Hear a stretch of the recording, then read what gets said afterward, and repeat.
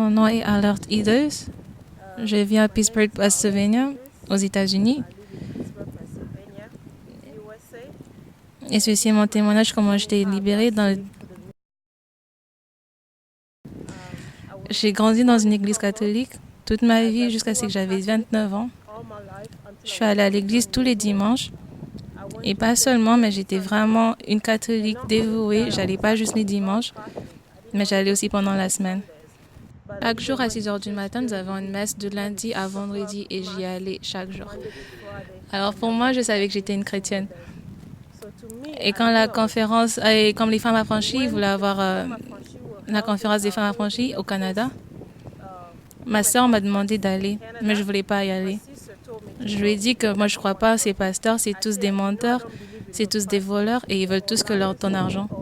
Mais elle m'a convaincue d'aller parce que ce week-end, il y avait un festival de Carabana. Et que j'ai allé, je lui ai dit d'accord, comme c'est le même week-end avec ce festival, je vais y aller. Il voulait que je puisse aller parce que j'étais la seule personne qui pouvait conduire. Alors j'ai dit d'accord, vous pouvez aller dans votre retraite, mais moi je vais aller à mon festival. Comme j'ai grandi en étant catholique, chaque samedi j'allais aux boîtes de nuit, mais dimanche j'allais à l'église. Jusqu'à ce que je suis allée dans cette conférence.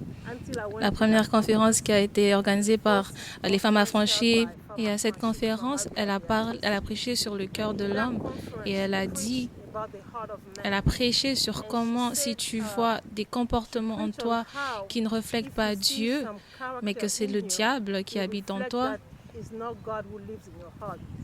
l'envie dans ton cœur, la jalousie, tu as la haine, et pas seulement même l'envie de tout beaucoup manger, et tout ça, c'est des caractéristiques des gens qui n'ont pas Jésus en eux. Et de quand l'Esprit vit dans ton cœur, dans une révélation, pour montrer les différents cœurs où le Saint-Esprit est le Seigneur de ton cœur, les fruits de l'Esprit, tu dois avoir la patience, tu auras l'amour. Et alors, dans cette conférence, mes yeux se sont ouverts. Alors, j'ai réalisé que, oh mon Dieu, toutes ces années, 29 ans, j'allais à l'église chaque dimanche. Je croyais que j'étais une chrétienne.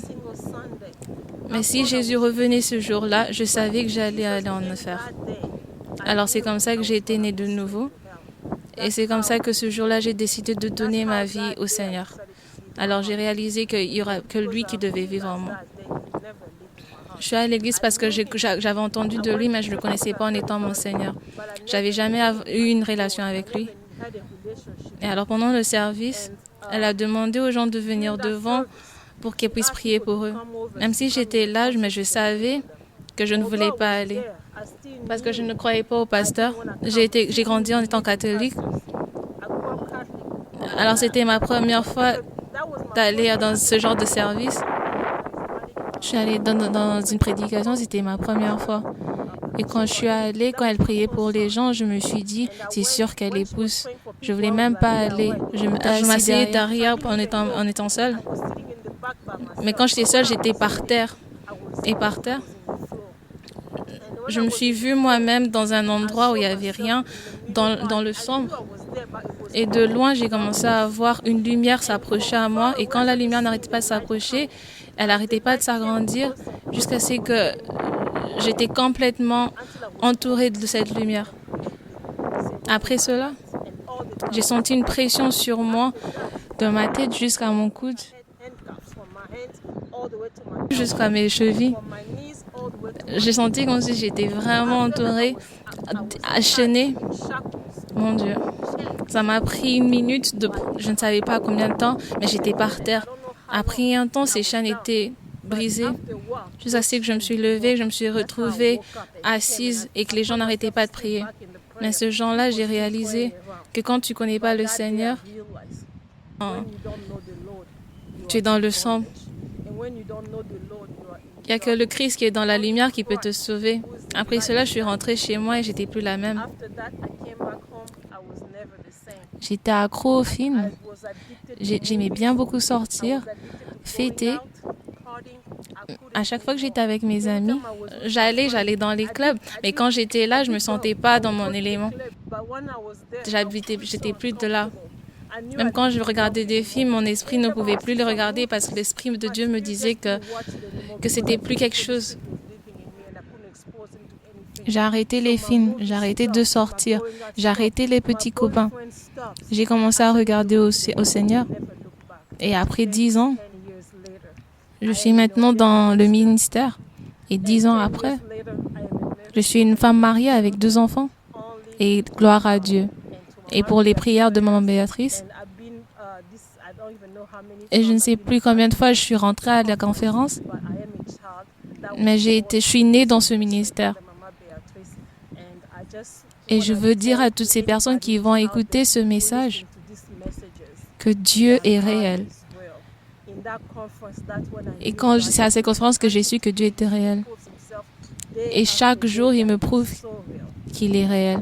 Et je vous bénis dans le nom puissant de Jésus. Et voilà, je suis encore de retour. C'est votre servante ici, le pasteur Béatrice Maluma. Nous venons de finir à UK, nous venons de finir à Londres. Dieu nous a fait encore grâce. Nous voici maintenant de retour à Toronto. Nous allons avoir notre 15e méga conférence de femmes affranchies ici à Toronto, au Canada. Mais cette fois-ci, ça sera les 26, les 27, les 28 juillet 2019. Cette année, ça sera vraiment spécial par la grâce de Dieu. Parce que nous célébrons le 10 ans de l'existence du ministère Femmes Affranchies. 10 ans, ça se célèbre. Pendant ces 10 ans, nous avons vu la main de Dieu. Nous avons vu Dieu délivrer des vies, changer de vie, changer d'identité, de zéro à héros. Dieu a donné des enfants femmes stériles. Dieu a fait du bien à ses enfants.